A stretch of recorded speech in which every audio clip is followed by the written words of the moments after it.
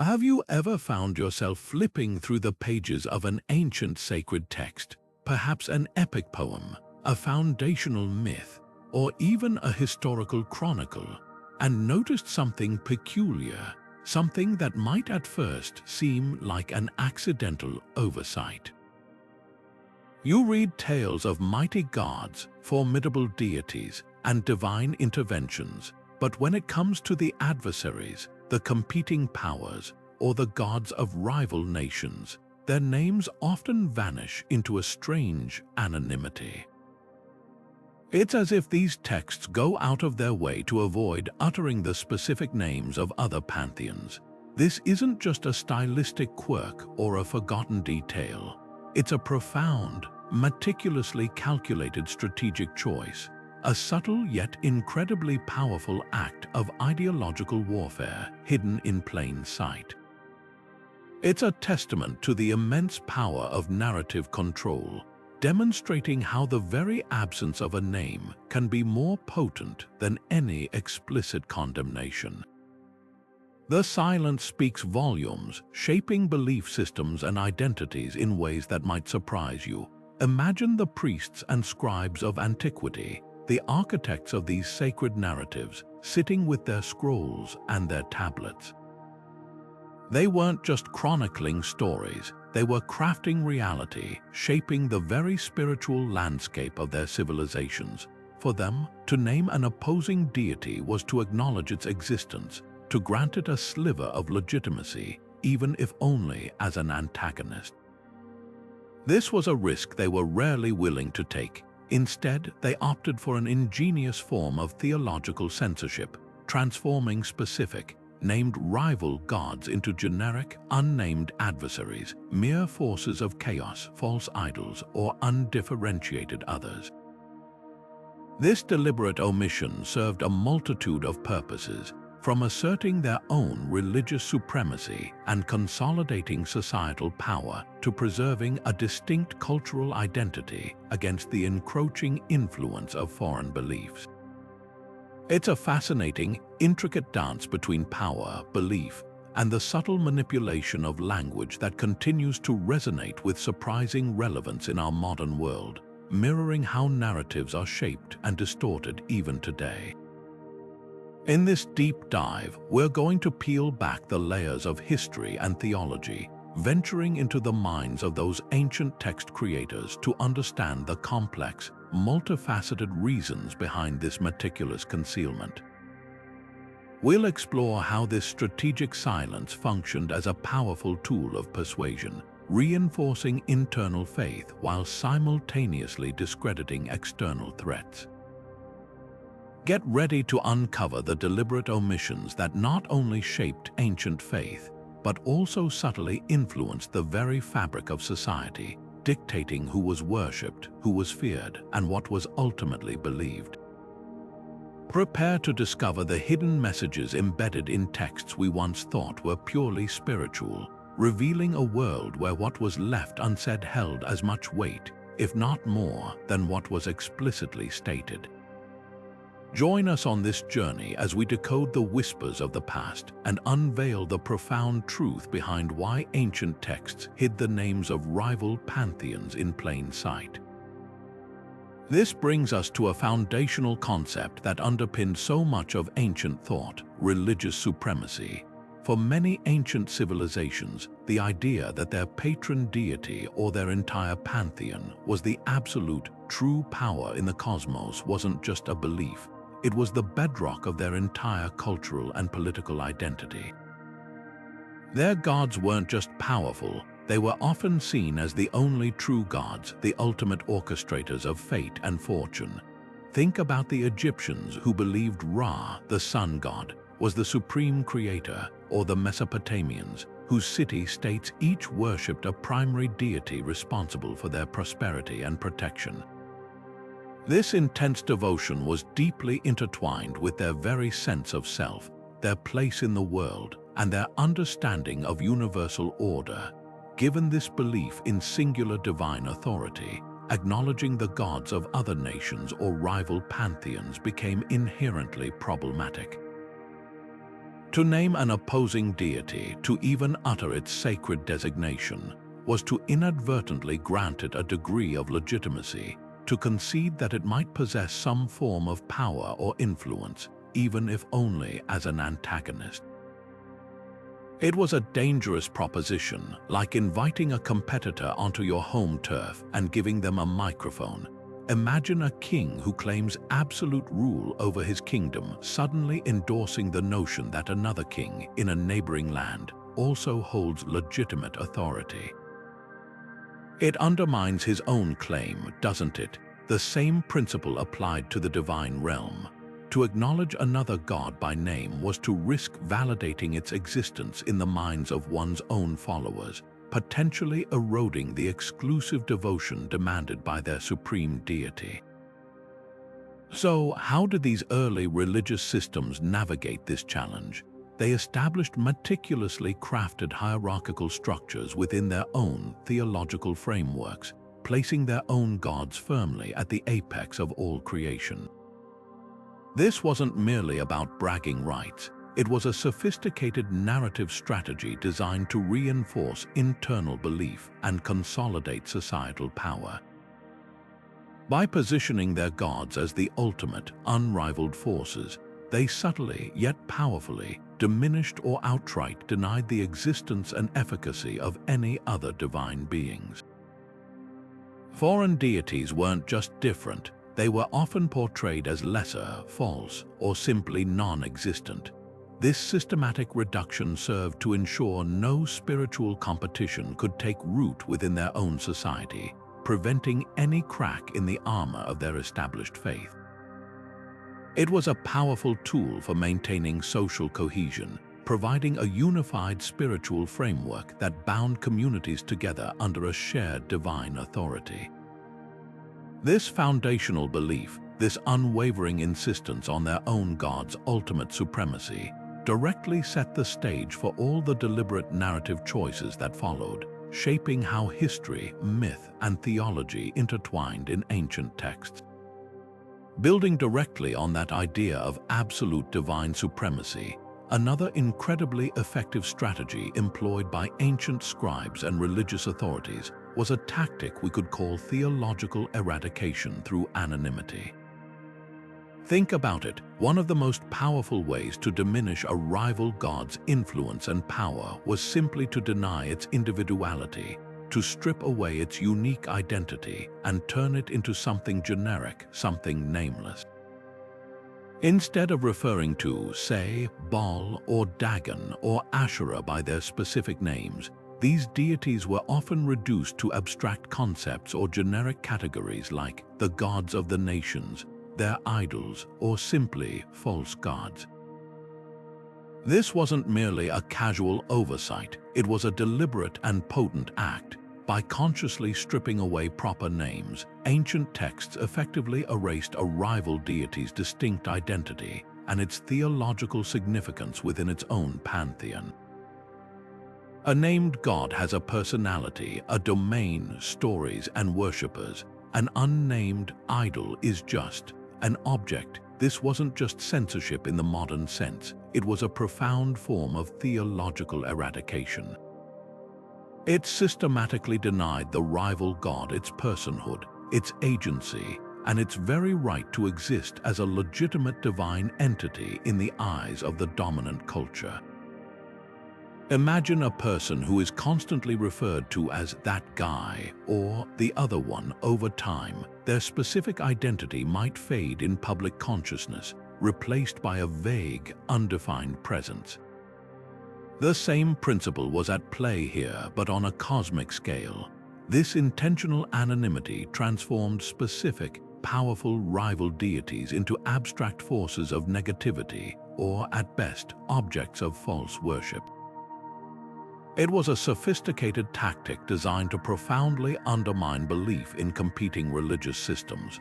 When a deity is nameless, it becomes easier to dismiss, to demonize, and ultimately to forget.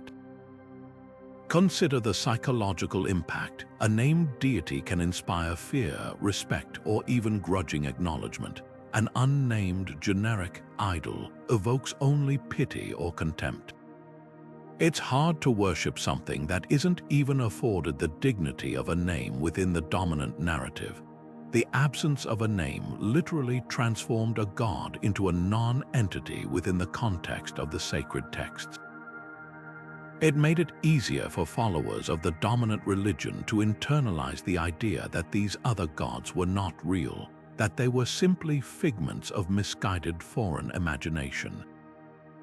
This linguistic and theological erasure was a powerful way to control perception and to prevent any potential allegiance or even curiosity from developing towards these outside deities. It solidified the notion that only their gods were worthy of worship and all others were merely illusions or lesser spirits, undeserving of even a passing mention by name. It's a testament to the power of language and silence in shaping entire belief systems. Beyond just theological eradication, there was a deeply pragmatic reason for keeping rival deities unnamed, maintaining divine authority and order within a society. Think of it like this: for any reigning pantheon, acknowledging rival gods by name, giving them a specific identity, could profoundly destabilize the meticulously crafted divine order that underpinned the entire culture. It wasn't just about religious purity, it was about social cohesion and political stability. If you give a name to an opposing force, you inadvertently grant it a degree of legitimacy, even if you then argue against it. Priests and rulers were master strategists in this regard. They meticulously crafted narratives that presented their own gods as the sole arbiters of cosmic and earthly balance. Their deities were the ones who brought forth the sun, sent the rains, ensured harvests, decided the fate of battles, and maintained the very fabric of society. This narrative was not just spiritual, it was the foundation of law, morality, and governance. Introducing any named competitor, any specific divine alternative, would instantly introduce an element of chaos or suggest an alternative authority. It would open the door to questions and doubts among the followers, which was precisely what these powerful figures sought to avoid. Imagine a world where the divine mandate for a king's rule or a priest's authority came directly from a specific god. If a competing god with its own distinct name and claims were to be openly acknowledged even as an enemy, it would inherently challenge that singular divine source of power. This was a delicate balance. To explicitly name another deity was to admit that other, potentially powerful, spiritual entities existed outside of their established hierarchy. This could undermine the faithful's unwavering belief and, in turn, erode trust in the very institutions that derived their power from the dominant gods. Maintaining this carefully constructed order was paramount. Societies, especially ancient ones, relied heavily on religious frameworks to provide structure, meaning, and a sense of shared identity. Any ideological fragmentation, any schism in belief about the supreme authority of the gods, could lead to real-world consequences, unrest, rebellion, or a weakening of the collective will. Therefore, the deliberate strategy of omitting rival names reinforced the existing power structures, ensuring that the religious narrative remained tightly controlled and that no spiritual competition could take root and challenge the status quo. It was an unspoken decree that simply stated, "Our gods are the only gods that matter, the only ones worthy of mention." This silence was a bulwark against fragmentation, preserving a focused religious purity vital for societal stability. This carefully controlled order then allowed for the subtle yet potent realm of propaganda and ideological warfare. Ancient texts were far more than just spiritual guides. They were meticulously crafted tools, designed with precision to promote the dominant religion and, importantly, to denigrate any foreign beliefs. Hiding the names of rival pantheons was not a mere oversight. It was a particularly clever and effective form of ideological warfare. By refusing to give a name to another deity, these texts subtly transformed complex theological differences into a stark, unambiguous struggle between good and evil, between ultimate truth and dangerous falsehood. Think about the sheer power of this omission. By not naming specific gods from other cultures, the dominant narrative could frame all other deities not as distinct entities with their own followers and traditions, but as undifferentiated demons or false gods. This simplification was incredibly effective. It removed any complexity or potential nuance, making the message instantly digestible and far more persuasive. Instead of having to argue against a specific deity like Baal or Ishtar, the narrative could simply dismiss all other spiritual entities as a generic, monolithic other, inherently inferior or even malevolent. This strategic narrative control was absolutely crucial for maintaining religious dominance. It created a clear us versus them dynamic, where us represented light and truth, and them represented darkness and deception, all without ever needing to acknowledge the specific identities of the them. This approach amplified the persuasive power of the dominant narrative. When you don't name your opponent, you deny them individuality, and by extension, any form of respect or equality. Instead of acknowledging them as worthy rivals, even in defeat, they are reduced to an abstract threat, an amorphous evil. This made it much easier for the faithful to embrace their own gods as the sole legitimate powers without the complication of distinct, named alternatives existing elsewhere. It was about creating a unified, unwavering front of belief, and any specific mention of a competing deity would have chipped away at that essential unity. The less specific the opponent, the easier it was to rally common fear or disdain against them, solidifying the community's adherence to its own divine framework. This masterstroke of textual strategy ensured that the message remained pure, unchallengeable, and deeply ingrained in the collective consciousness of the society. This strategic narrative control also tied into a deeply ingrained fear prevalent in many ancient cultures, the belief that uttering a god's name could, in some mystical way, invoke its presence or power. This wasn't just a casual idea, it was a fundamental aspect of their spiritual understanding. Think of it like a magical incantation or a sacred command. To name something was, in a sense, to acknowledge its reality, to give it a measure of recognition and potentially to grant it influence. This applied whether the deity was revered or reviled. Even if you were condemning a god, merely speaking its name could be seen as drawing its attention or, worse, inadvertently empowering it. This ancient apprehension profoundly shaped textual practices. Scribes and priests understood that the very act of inscribing a rival god's name onto a sacred text, or even a public document, risked creating a ritualistic connection. It was like opening a door the dominant religion desperately wanted to keep closed. Why risk giving any energy or a symbolic foothold to a deity you considered false or malevolent? So, to prevent this unintended invocation and to deny any potential ritualistic link, the solution was simple yet incredibly effective: anonymity. Instead of calling out gods like Baal, Dagon, or Molech by their specific names, which might inadvertently lend them a spiritual presence, texts would resort to generic terms. They might speak of the gods of the nations, or their idols, or simply false gods. This deliberate omission effectively stripped the rival deity of its individuality and, more importantly, its potential power within the consciousness of the believers. Consider the psychological impact of this strategy. If you never name a rival, you prevent your followers from ever truly envisioning it, from granting it a distinct identity in their minds. A nameless entity is far less threatening, far less real, and far less likely to inspire curiosity or, perish the thought, even a flicker of respect. This wasn't merely about protecting the faithful from theological error. It was about safeguarding them from potential spiritual contamination.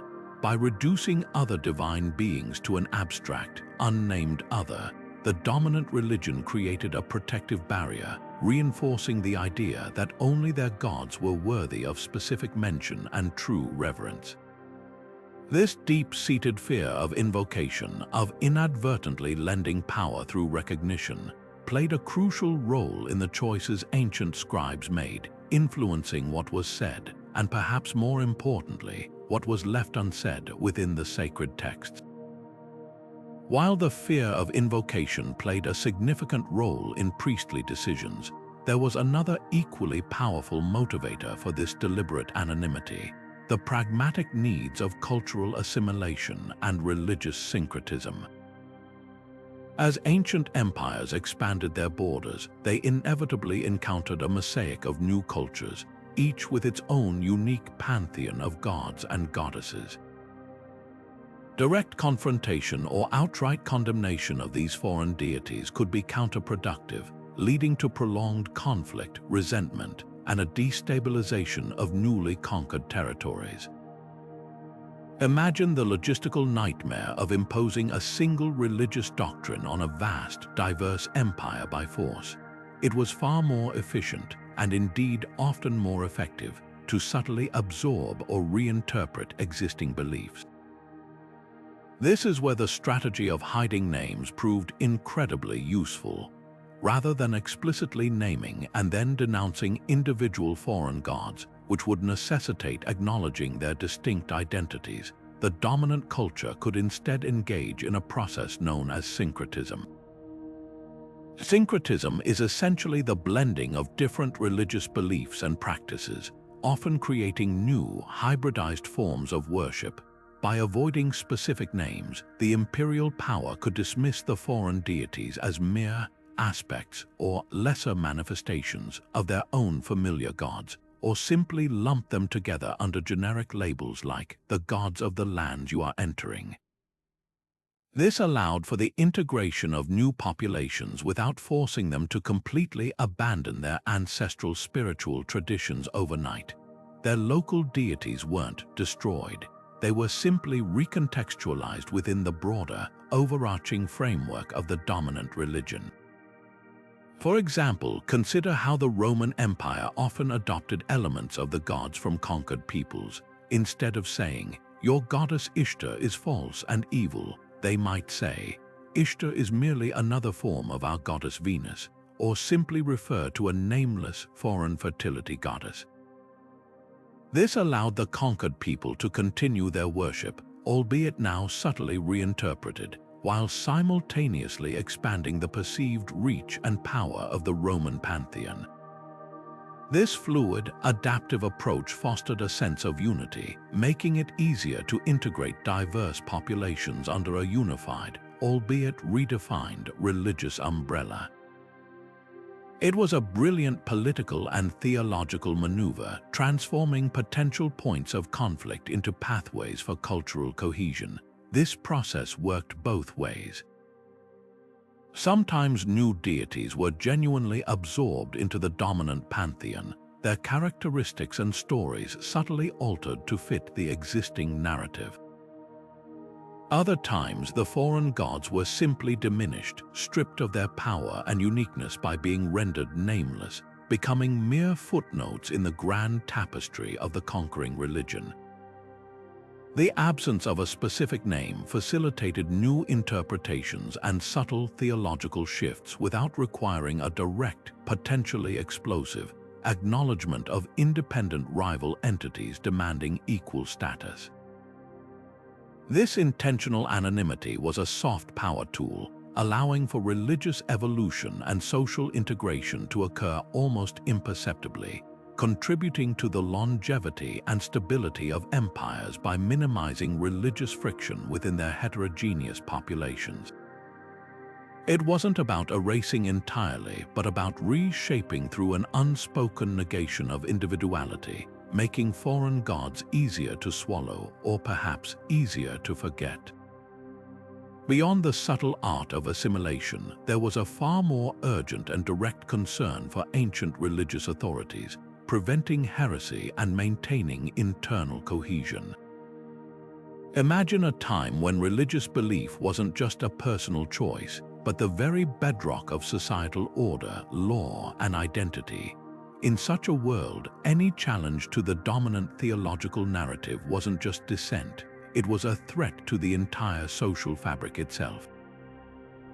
This is precisely why explicitly naming rival gods within sacred texts was often avoided.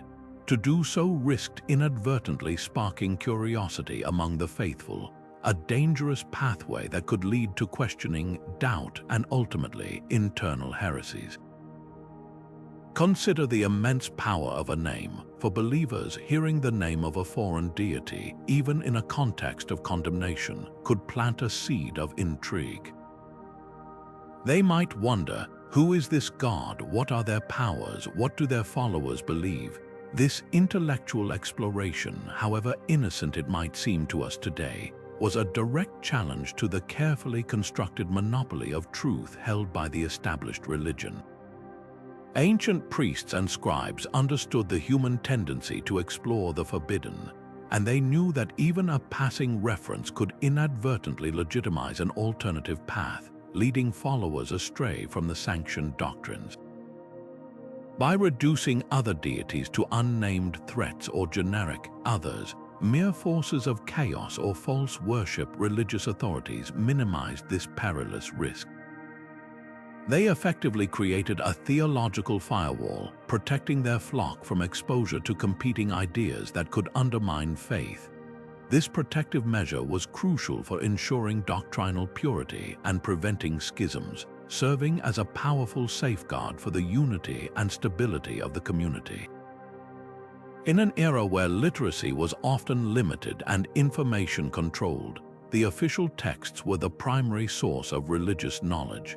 If these texts presented other gods with any semblance of identity, it could invite speculation and create factions within the community, some perhaps drawn to the allure of these other powers, others attempting to reconcile conflicting beliefs. Such divisions would weaken the social and political power of the dominant religious institution, making it harder to exert control and consolidate influence.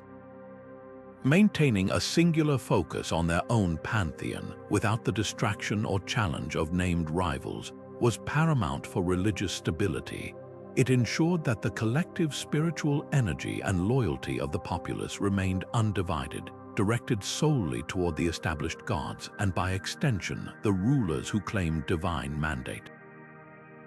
This careful curation of the divine landscape was not just about theological correctness. It was about ensuring the survival and supreme authority of the entire religious and political ecosystem.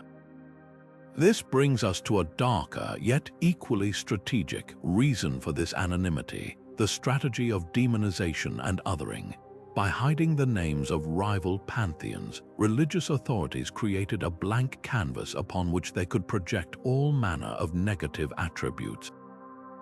These unnamed deities weren't just ignored, they were actively reframed as malevolent forces, agents of chaos, or mere illusions.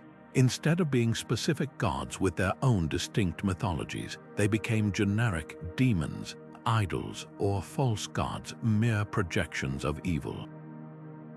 This made it incredibly easy for the dominant religion to justify its own superiority, not just in terms of truth, but in terms of morality. If your gods were nameless entities of corruption, then the worship of the main pantheon was clearly the only righteous path. This demonization served a crucial purpose. It eased the justification of persecution, discrimination, or even violence against those who worshipped differently. When an opponent is stripped of individuality and assigned inherently evil characteristics, it becomes much simpler to treat them as less than human, or at least less than holy. This process, often called othering, was a powerful psychological and sociological tool. It reinforced a strong sense of us versus them, solidifying tribal identity and unity within the dominant group. By creating a unified enemy, even an unnamed one, the community bonded together against a perceived existential threat. Think about it. A nameless foe is the perfect canvas for fear and contempt. You don't need to understand their beliefs or their culture. You just need to know they are the other, inherently bad, and therefore easily dismissed or fought against. This narrative left no room for empathy or nuance, only a stark black and white dichotomy that served to maintain absolute control over the hearts and minds of the faithful. Beyond demonization, another crucial factor in hiding these names was the fervent desire to protect the integrity of a religion's sacred narrative. You see, every ancient civilization had its own foundational stories, carefully woven tapestries detailing how the world came to be, the heroic deeds of their gods, and the unique, often exclusive, relationship between humanity and the divine. These narratives weren't just bedtime stories, they were the bedrock of their culture, their laws, their identity. They provided comfort, meaning, and a sense of cosmic order. Introducing or explicitly naming rival gods would be like throwing a wrench into this meticulously crafted machinery. Imagine a creation myth that explicitly states your god formed the heavens and the earth, only to then mention another deity who supposedly did the same for a neighboring land. That would directly contradict the narrative's central claim of divine exclusivity, creating theological inconsistencies that could unravel the entire belief system. Scribes and priests, therefore, acted as guardians of these sacred texts, ensuring their purity and coherency remained unchallenged. Their goal was to present an internally consistent framework, a singular truth that left no room for doubt or alternative interpretations. By omitting the names of competing deities, they effectively walled off their sacred narrative from external contamination. It was a conscious act of theological control, preventing any information that might complicate or undermine the established worldview from taking root within the canonical text. This isn't just about censorship, it's about the very architecture of belief. If your foundational myths are seen as flawed or contradictory, if there are other gods floating around in the narrative who challenge the supremacy of your own, then the entire structure of faith begins to crumble. This unwavering commitment to narrative coherence, to an unbroken line of divine authority and origin, profoundly shaped what was included and, more importantly, what was left out of these ancient writings. It was a strategic silence designed to maintain an airtight theological system, fostering an unquestioning adherence to the dominant faith. This commitment to narrative coherence extended to a powerful rhetorical strategy, the deliberate act of omission. In ancient texts, choosing not to name something could be even more potent than explicitly naming it, especially when it came to rival gods. This wasn't laziness or oversight. It was a sophisticated method of subtly communicating a deity's inferiority, irrelevance, or even its non-existence without engaging in direct, potentially legitimizing confrontation. Imagine the sheer audacity of asserting that a god, actively worshipped by a neighboring civilization, simply didn't warrant a name within your sacred scriptures. This silence, this intentional blank space, spoke volumes. It effectively erased the rival deity from the accepted divine landscape, relegating it to the realm of the insignificant. To omit a name was to deny power, to deny the very notion of its being a valid entity. It was an act of narrative excommunication. Understanding this strategic silence is absolutely crucial to deciphering the hidden meanings embedded within these historical documents. What is deliberately left unsaid can often be far more profound and revealing than what is explicitly stated, painting a nuanced picture of theological control and ideological supremacy. The absence of a name stripped away any potential influence, preventing the unmentioned deity from gaining even a sliver of recognition or veneration within the reader's mind. This profound strategy of omission becomes even more pronounced when we look at the rise of monotheistic or henotheistic traditions, for faiths that asserted the existence of a single supreme deity or one primary god above all others. The very notion of another god's existence posed a direct existential challenge. To name a rival god, to acknowledge its distinct identity and worship, would be to fundamentally undermine their core claim to soul or supreme divinity. It would legitimize what they saw as illegitimate, giving credence to a belief system antithetical to their own. Imagine the theological conundrum. How could you preach the absolute uniqueness and power of your one God while simultaneously naming and therefore validating the God supposedly worshipped by everyone else? The solution was elegant in its simplicity and devastatingly effective. If you can't defeat them, erase their individuality. This is precisely why these competing deities were almost universally stripped of their names and relegated to generic, dismissive categories. They became abstract idols, mere constructs of human error or false gods, lacking any true power or divine spark. In some cases, they were even demonized, transformed into malevolent entities or demons, reinforcing their opposition to the one true God.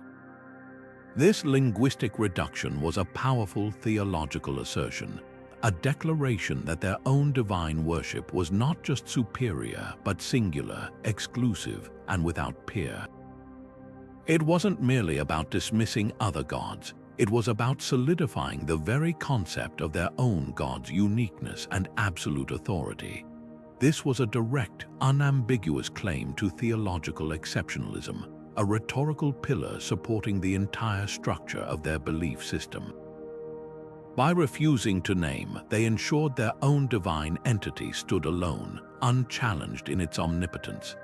This strategic erasure of rival names also mirrors a broader, more profound shift in the very fabric of religious thought over millennia. Think about it, ancient belief systems weren't static. They were fluid, adapting and evolving, often transitioning from complex polytheistic frameworks, filled with a multitude of gods overseeing every aspect of life, towards more unified or singular divine concepts. This wasn't a sudden, dramatic revolution, but a slow, often imperceptible, current of change that reshaped how societies understood the divine. As cultures grew, collided, and synthesized, their religious perspectives broadened, sometimes converging on the idea of a single, overarching power, or at least a highly centralized pantheon with a dominant deity. The way ancient texts handle naming, or rather not naming, directly reflects this theological evolution. When you see older, diverse pantheons, rich with distinct gods and goddesses, slowly fading into obscurity or being subsumed by a more prominent deity, the textual omissions become incredibly telling. The gradual disappearance of specific names isn't just about suppressing a rival. It's about reshaping collective memory to fit a new theological paradigm. It's like a historical record of changing spiritual priorities, where the specificities of past beliefs are gently, yet firmly, erased to make way for a more streamlined, often more powerful, new religious order. This quiet revision isn't merely crude censorship as we might understand it today. It's a testament to the dynamic nature of faith, the way beliefs are constantly being reinterpreted and reframed to align with new societal structures, political realities, and philosophical understandings. Consider the journey from a world teeming with local spirits and deities, each tied to a specific tree, river, or mountain, to a cosmos governed by a few powerful gods, and then eventually, for some, to the concept of one universal deity. At each step, the textual tradition had to adapt. The names that once held sacred power in one era might become irrelevant or even problematic in another. By omitting them, sacred texts could maintain their relevance and authority through centuries of evolving religious understanding. They remained flexible enough to accommodate new belief systems while subtly guiding the faithful away from older, now outdated, forms of worship. It's a remarkable testament to the foresight of ancient scribes and religious leaders who understood that to keep their narratives alive and potent, they sometimes had to let go of specific details to embrace a broader, more enduring truth. Beyond their spiritual role, ancient texts served as crucial historical records, and understanding this dual function is key to grasping why names were omitted. These were not merely scriptures detailing divine interactions. They were often carefully curated chronicles, shaped by the very individuals and institutions that held power. Think of them as the official histories of their time, designed to legitimize the ruling class and their chosen deities. When a scribe, often working under the direct patronage of a temple or a monarch, chose to exclude the name of a rival god or an entire pantheon, it was a deliberate act of historical revisionism. It was a clear attempt to control the narrative, ensuring that the generations to come would grow up knowing only the dominant gods, the ones who supposedly granted victory, ensured prosperity, and maintained cosmic order. This wasn't an accidental oversight or a matter of convenience. It was a conscious, strategic effort to manage cultural memory. If you want to ensure that your lineage, your dynasty, or your religious dogma holds sway for centuries, you must control the story of the past. By erasing the specific names of competing deities, the elites effectively ensured that these rival forces faded from public consciousness, becoming nameless shadows rather than tangible threats. Imagine a modern political party controlling all media, subtly omitting any mention of their opponents' names, referring to them only as the other side or those who oppose progress. This systematic omission, though seemingly small, profoundly impacts how future generations perceive history, who they venerate, and what they believe. In ancient societies where oral traditions were strong but written records conferred immense authority, this control over the written word was paramount. It was how they cemented their legacy and projected an image of unchallenged divine authority. This process of historical revisionism also had a profound impact on how people understood their own identity and place in the cosmos. If your gods were the only ones ever truly acknowledged in the sacred texts, it reinforced a sense of unique connection, a special covenant that set your people apart. This wasn't merely about theological purity. It was about national identity, social cohesion, and political stability. The power structures of the ancient world were inextricably linked to their religious narratives. Kings ruled by divine right, and their authority was often validated by the support of the prevailing pantheon. To acknowledge rival gods by name, even in defeat, would have been to concede a degree of realness to them, potentially undermining the very foundation of the state and the ruling elite.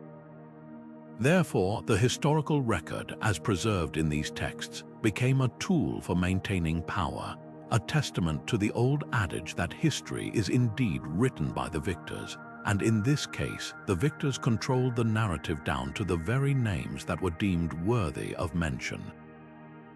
Beyond the strategic control of historical narratives, there was a deeply ingrained cultural and spiritual reason for the omission of names, the profound fear of blasphemy and the concept of taboo. In many ancient societies, the spoken word held immense power. Names were not mere labels but extensions of the entity they represented. To utter the name of a god, even a foreign or rival one, was to acknowledge its existence, to invoke its essence, and potentially to grant it a measure of recognition or power. This wasn't a game of semantics. It was seen as a direct spiritual act with very real consequences. Think about it. If your own deity's name was considered sacred, perhaps too holy to be spoken casually. Imagine the peril associated with pronouncing the name of a false god, a demon, or an entity deemed impure. Such an act could be perceived as blasphemous, threatening the spiritual purity of the speaker, the community, or even the land itself. It was akin to inviting spiritual contamination into their sacred space, violating the delicate balance of their religious worldview. Scribes, priests, and custodians of sacred texts understood this intrinsic danger. Their role was not just to record history or theological doctrine, but to protect the spiritual well-being of the populace and maintain the sanctity of their religious practices. Therefore, intentionally avoiding the names of rival deities became a crucial preventative measure. It was a way to safeguard believers from inadvertent spiritual harm, ensuring they wouldn't unknowingly invoke or legitimize entities deemed hostile or profane. By treating these names as taboo, they reinforced the exclusive sacredness of their own religious vocabulary, drawing a clear line between the true and the false, the pure and the impure. The unsaid name in this context carried a profound weight, signaling danger, illegitimacy, and spiritual void. It conveyed a powerful message without ever having to explicitly state it. These entities are so antithetical to our divine order that even their mention is forbidden. This silence was not empty. It was laden with a profound spiritual warning, a protective shield against perceived malevolent forces. Furthermore, this avoidance of names helped to maintain ritual purity. In cultures where specific rituals, prayers, and offerings were painstakingly performed to honor their own gods, the accidental inclusion or even the mental acknowledgement of a rival god could disrupt or invalidate these sacred acts.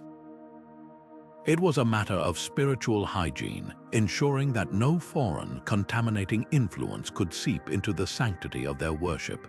The absence of a rival name in their texts and liturgy served to keep the spiritual landscape clean and undiluted, reinforcing the singular focus on their patron deities. This careful curation of language, this deliberate act of verbal omission, became a cornerstone of their religious identity, a constant reaffirmation of who they were and, perhaps more importantly, who they were not. It underscored the absolute nature of their devotion and the profound spiritual consequences of deviating from it. This deep-seated aversion to naming rival deities wasn't just about spiritual sanitation. It also served an incredibly pragmatic purpose for the longevity and adaptability of sacred texts, strategic ambiguity. Imagine trying to write a religious text that would remain relevant across centuries, even as your civilization encountered new cultures and their diverse gods. If you specifically named every single rival deity you came across, your holy scriptures would quickly become a historical document, a limited catalogue of past encounters, rather than a timeless, universally applicable guide. Instead, by resorting to generic terms like the gods of the nations or their idols, ancient scribes achieved a remarkable feat of narrative efficiency. This wasn't laziness, it was genius. It allowed the texts to cast a wide net, encompassing any foreign pantheon they might encounter, whether it was the gods of the Hittites yesterday, the Egyptians today, or the Babylonians tomorrow. This strategic choice made the texts incredibly resilient to the changing tides of geopolitics and cultural exchange. As empires expanded and contracted, as new trade routes brought fresh ideas and beliefs, the sacred narratives didn't need constant revision. The broad, undefined enemy remained consistent, a placeholder for whatever new challenge to their divine order emerged on the horizon. For instance, if an ancient Hebrew text had meticulously listed every Canaanite deity by name in its condemnations, it would have required extensive footnotes or even rewrites once they encountered the gods of Philistia, then Egypt, and later Persia. Such specificity would have dated the text and limited its ongoing applicability. but by simply referring to them as other gods or idols, the text retained its cutting edge, always relevant, always condemning the latest spiritual competitor without ever missing a beat. This kind of calculated vagueness also fostered a sense of eternal relevance for the believers. It communicated that the struggle against false gods was not a fleeting historical conflict but an ongoing, universal battle. It didn't matter who the specific other was, the principles remained the same. Their God was true, all others were false. This helped unify diverse groups of followers under a single, unwavering theological banner, regardless of their specific local encounters with foreign deities. The text provided a stable, unchanging framework for understanding their place in a complex world, a framework that could absorb and interpret any new foreign belief system through its established lens of us versus them. It was a masterstroke of theological engineering, ensuring that the message endured, allowing the sacred words to resonate across varied landscapes and through countless generations, a testament to the foresight and wisdom of those who crafted these enduring narratives. But what about the names that were omitted from public texts? Were they simply lost to history? Not entirely. This leads us to a fascinating dual system of knowledge, what was written for the masses and what was preserved in oral tradition and esoteric circles. While the written word, particularly sacred scripture, meticulously scrubbed away the specific names of rival deities for reasons of theological purity, political control, and strategic ambiguity, these names often persisted in a different, more fluid form. Think of it as a two-tiered system of information. The public texts were designed to maintain orthodoxy, to present a unified and unassailable narrative for the common believer. They fostered a clear us versus them mentality without granting legitimate existence to the them by naming them. This was crucial for social cohesion and religious stability. However, behind this public facade, within the temples, schools of scribes, and circles of initiated priests, a more complete and at times contradictory body of knowledge often existed. Here, the names of rival gods were not only preserved but sometimes actively studied. Why? For a variety of compelling reasons. In some cases, knowing the names was essential for protective magic or counter-rituals. If you believed a foreign deity could inflict harm, knowing its true name was often considered the first step in warding off its influence or negating its power. Priests might have needed to invoke or curse these entities, and for that, specificity was paramount. It's like knowing the name of a specific virus to develop an antidote, rather than just calling it the sickness. Furthermore, this esoteric knowledge could also serve academic or scholarly purposes. Ancient theological debates were rich and complex, often involving intricate discussions about the nature of divinity, the origins of evil, and the relationship between different cosmic powers. To fully engage in these discussions, particularly when engaging with foreign scholars or conquered peoples, a detailed understanding of other pantheons was indispensable. How could you effectively argue for the supremacy of your own god if you didn't even know the names of the gods you were supposedly superior to? This deeper knowledge allowed priests and intellectuals to dismantle opposing theological frameworks from within, using their own logic and myths against them. What was written for the public might dismiss all other gods as idols, but what was discussed in closed forums included detailed genealogies and powers of those very idols. The contrast between public text and private knowledge also highlights an interesting power dynamic. By controlling access to the full spectrum of religious information, priests and elites maintained their authority. They were the gatekeepers of deeper truths, the interpreters of the universe's hidden workings. The common person received the distilled, simplified, and politically useful version of divinity, while the initiated had access to the complexities and sometimes dangerous realities of a world teeming with named, powerful entities beyond their own pantheon. This created a profound intellectual and spiritual chasm, ensuring that the religious hierarchy remained firmly in place. What was whispered in sacred groves and hidden chambers often directly contradicted the carefully crafted narrative presented in the official scrolls, revealing a more nuanced and perhaps more terrifying understanding of the divine landscape.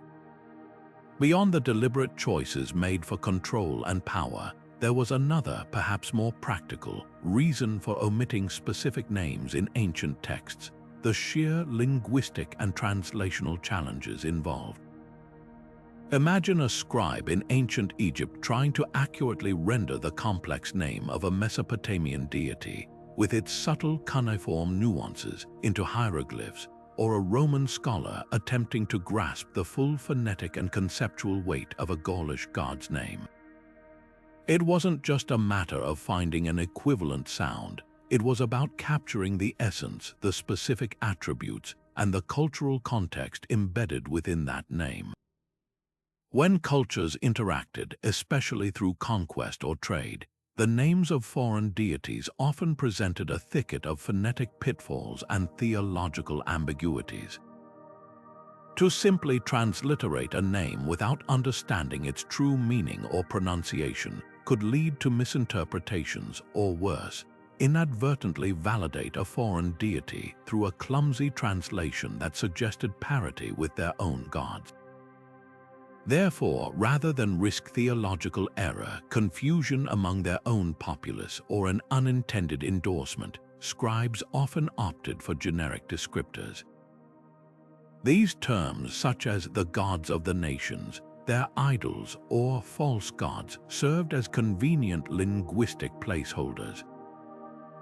They allowed the narrative to proceed without getting bogged down in the intricacies of foreign pantheons, and more importantly, they maintained a clear distinction between the dominant, true gods and any external, false ones, without having to delve into the specifics. This pragmatic approach ensured clarity for the intended audience, avoiding the risk of inadvertently bestowing legitimacy upon a foreign deity by simply attempting to translate its name. The complexities of cross-cultural communication, therefore, played a subtle yet significant role in shaping what was included, and perhaps more importantly, what was left unsaid in these foundational texts. Beyond the practical challenges of translation, the very act of creating ancient texts was almost always deeply rooted in the socio-political realities of the time. These weren't simply spiritual musings, they were often strategic documents, instruments wielded by those in power. Imagine a king or an emperor, fresh from a conquest, seeking to solidify his rule over newly acquired territories. One of the most effective ways to do this was to co-opt or control the religious narrative. Rulers frequently commissioned these sacred texts, not just out of piety, but to legitimize their own reign, aligning themselves directly with their kingdom's most potent deities. By presenting themselves as divinely chosen, or even as descendants of the gods, they forged an unbreakable link between their authority and celestial will. This divine endorsement was a powerful tool for maintaining order and discouraging rebellion, for these rulers and the priestly class who often served as their intellectual partners. Controlling the religious narrative meant presenting a unified front. If their people believed in multiple competing gods, each with different loyalties or demands, it could sow discord and undermine the stability of the state. Therefore, hiding the names of rival pantheons became an essential political move. It allowed the dominant religion to absorb, diminish, or outright dismiss any foreign deities without giving them an inch of recognition. This wasn't merely about theological purity. It was about presenting a coherent, unchallengeable religious landscape that directly mirrored and supported the political structure.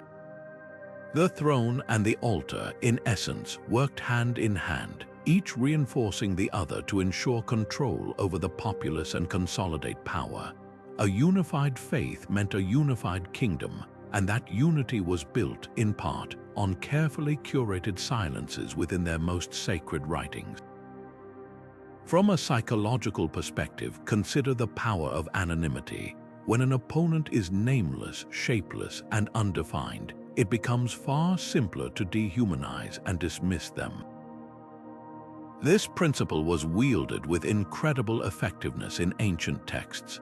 By intentionally rendering rival gods anonymous, scribes and priests actively prevented their followers from forming any emotional attachment or intellectual curiosity towards these competing deities. Think about it. It's hard to feel empathy or even curiosity for something you can't picture or name. These unnamed entities were thus relegated to the status of irrelevant, dangerous, or simply false, reinforcing the supreme authority of the dominant pantheon.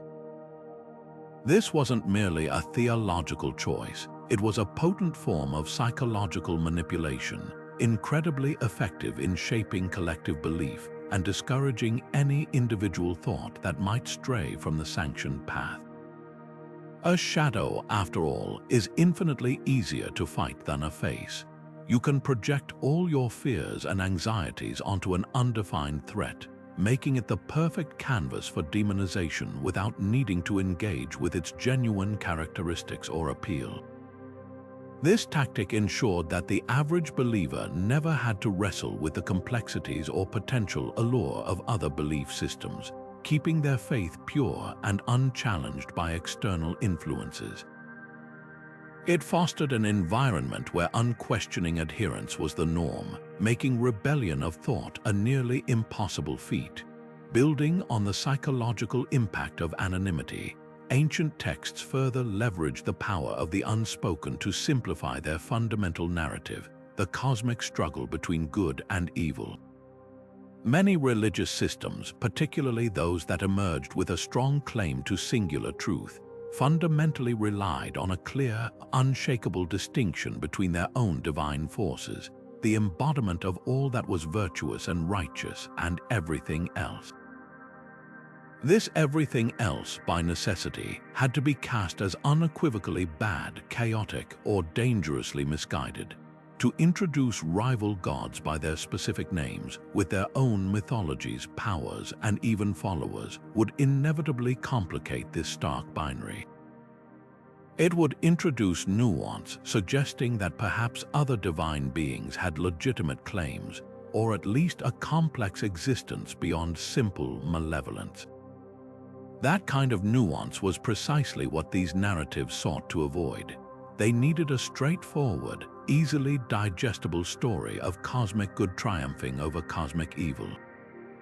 They didn't want their followers pondering the intricate pantheons of neighboring lands or considering the unique attributes of a foreign deity.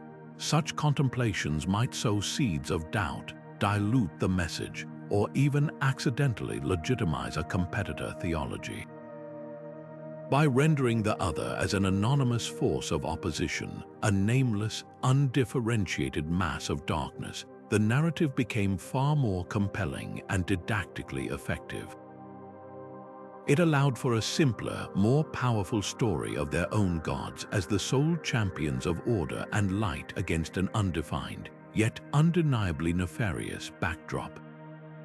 This strategic anonymity transformed what might have been a complex theological landscape into a clear-cut battleground, where the enemy was a monolithic, easily demonized entity. It served to reinforce the absolute moral authority of the dominant pantheon, making their victory not just a triumph of power, but a triumph of ultimate good over ultimate evil. This clear contrast wasn't just for philosophical debate.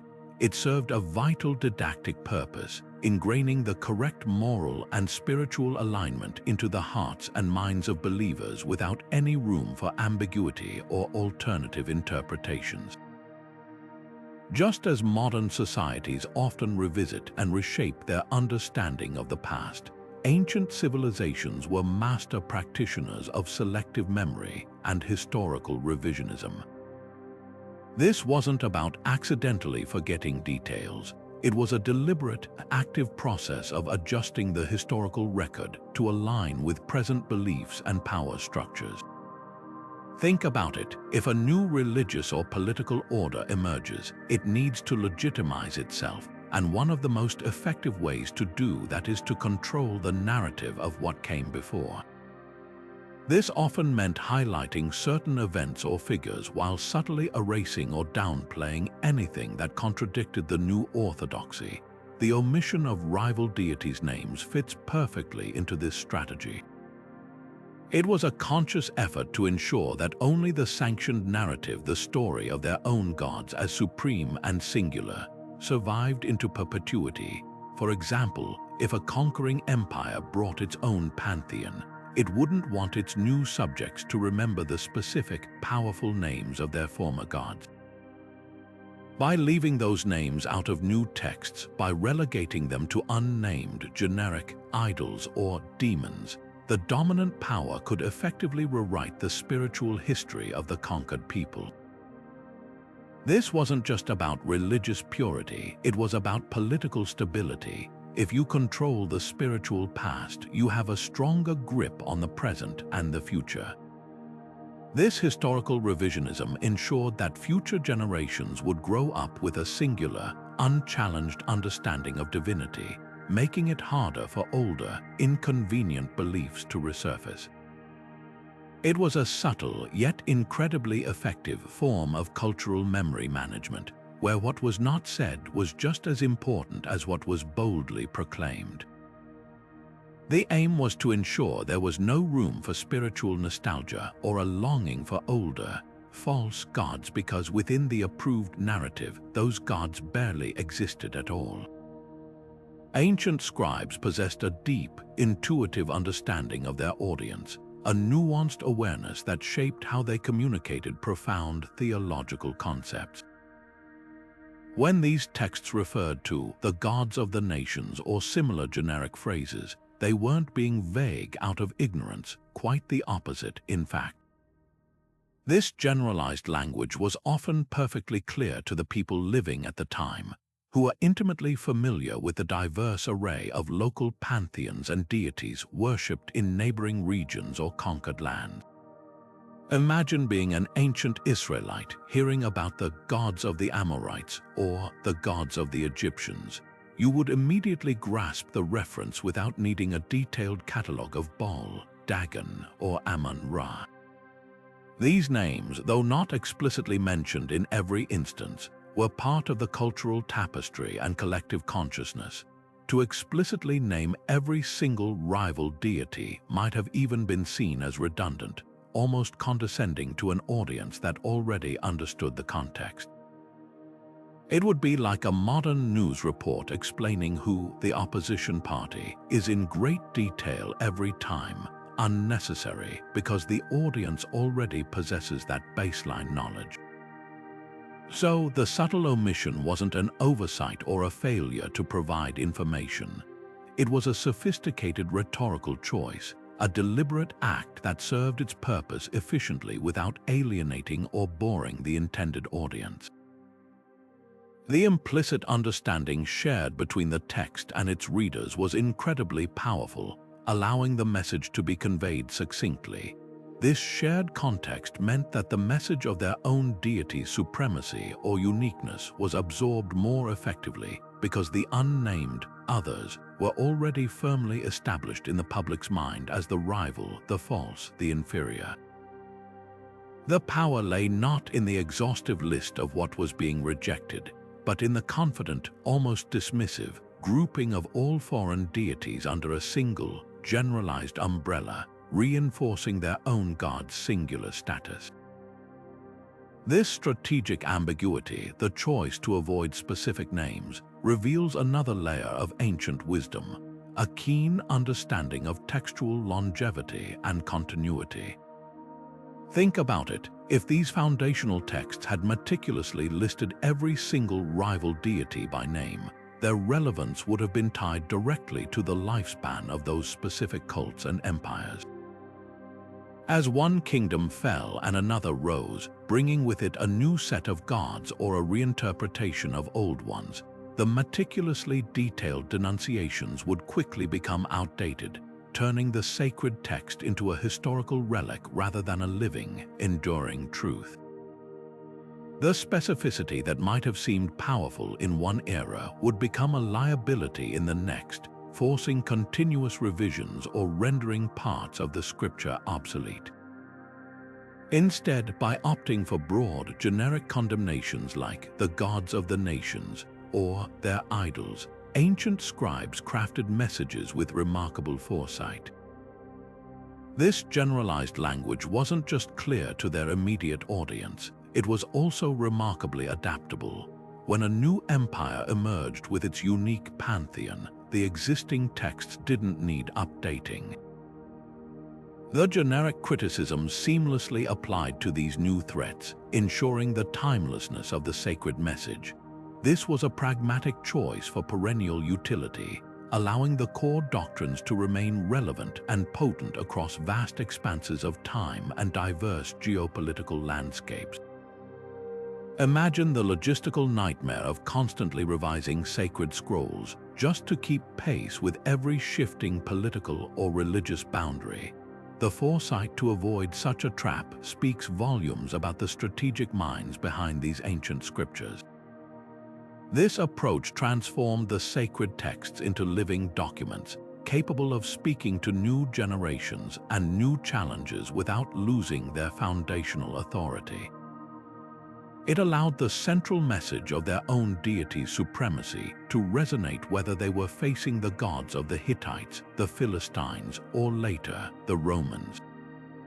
The absence of specific names made the message infinitely scalable, ensuring that as empires rose and fell and new rival pantheons emerged, the generic condemnations remained perfectly relevant. This wasn't merely about censorship. It was about ensuring the survival and enduring influence of their religious tradition, a testament to a strategic vision that transcended immediate historical circumstances. Generic criticisms, it turns out, truly do have a much longer shelf life, securing the text's enduring power across millennia. This brings us to a compelling realization about the enduring nature of human behavior and strategic communication. A reflective mirror showing how ancient tactics persist in our modern world. Consider how today we still witness remarkably similar strategies in the way competing ideologies, political systems, or even consumer brands are discussed and portrayed. Just as ancient scribes strategically omitted names to control narratives, contemporary actors frequently frame opposing views generically, demonize them without specific detail, or strip them of their nuances.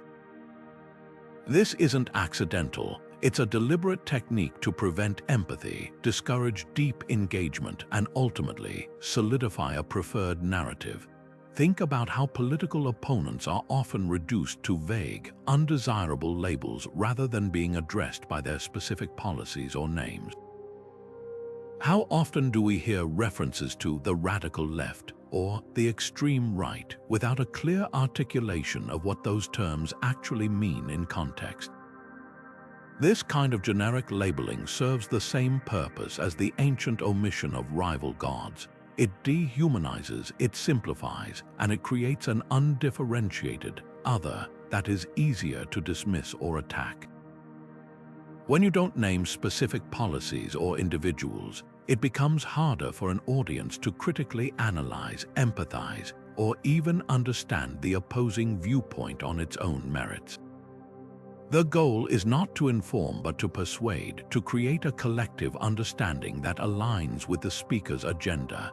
This isn't limited to politics either. In the realm of public discourse, complex social issues are frequently reduced to simplistic binaries. Concepts like wokeness or cancel culture are often used as broad, catch-all terms, stripped of their specific meanings or origins, and then demonized to evoke a knee-jerk emotional response. By doing so, those who employ such tactics avoid a nuanced discussion of the underlying concerns or diverse perspectives involved. They bypass the need for genuine debate, much like ancient texts bypassed the need to acknowledge the specific theological claims of rival pantheons. The power lies in making the opponent amorphous, making them a shadow rather than a tangible entity with specific beliefs or practices. Understanding these ancient omissions, then, provides us with a crucial critical lens for analyzing contemporary rhetoric. It helps us identify precisely when complex ideas are being deliberately simplified for the purpose of control or propaganda. When you hear vague condemnations, when specific details are conspicuously absent from a critique, or when an entire group is painted with a single, broad brushstroke, remember the ancient scribes.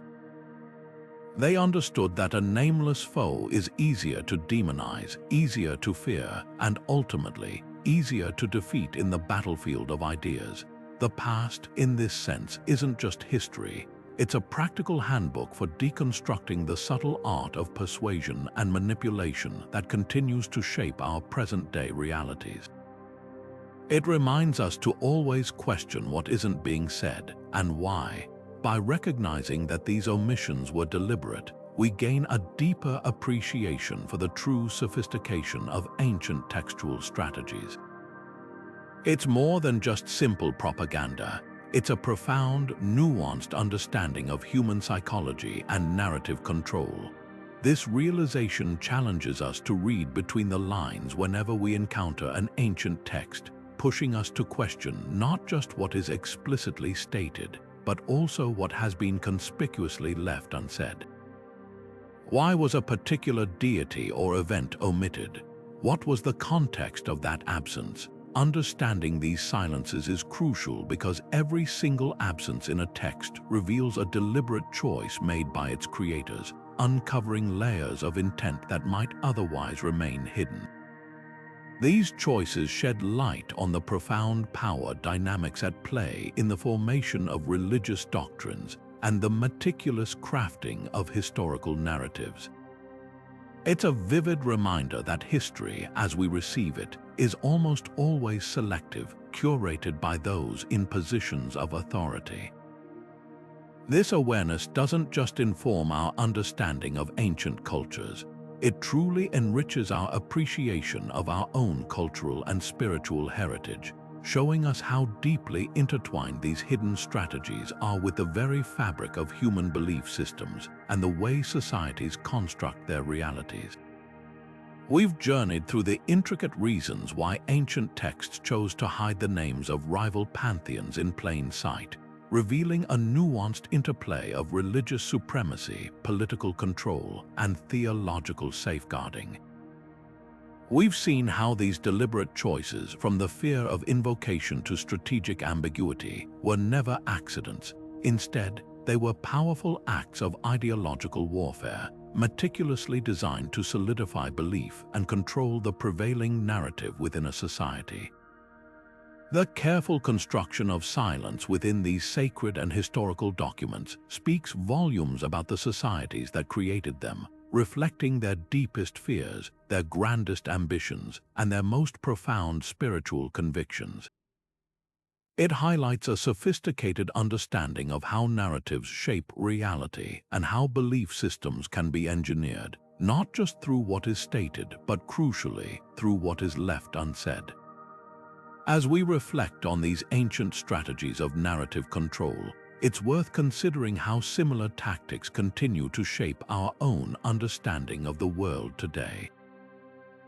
Think about the information you consume daily. What voices are amplified, celebrated, and given prominence, and which ones are subtly silenced, marginalized, or rendered anonymous? How do modern narratives, whether political, social, or cultural, employ similar methods of omission or generalization to shape public opinion and maintain specific power structures? This ancient practice offers a unique lens through which to critically analyze the rhetoric and information we encounter in our contemporary world. helping us identify when complex ideas are being oversimplified or, worse, deliberately obscured for the purpose of control or propaganda. Understanding these historical precedents empowers us to be more discerning consumers of information and to question the narratives presented to us. Leave your thoughts on this fascinating parallel in the comments below, and don't forget to like this video and subscribe for more deep dives into the hidden complexities of mythology and history.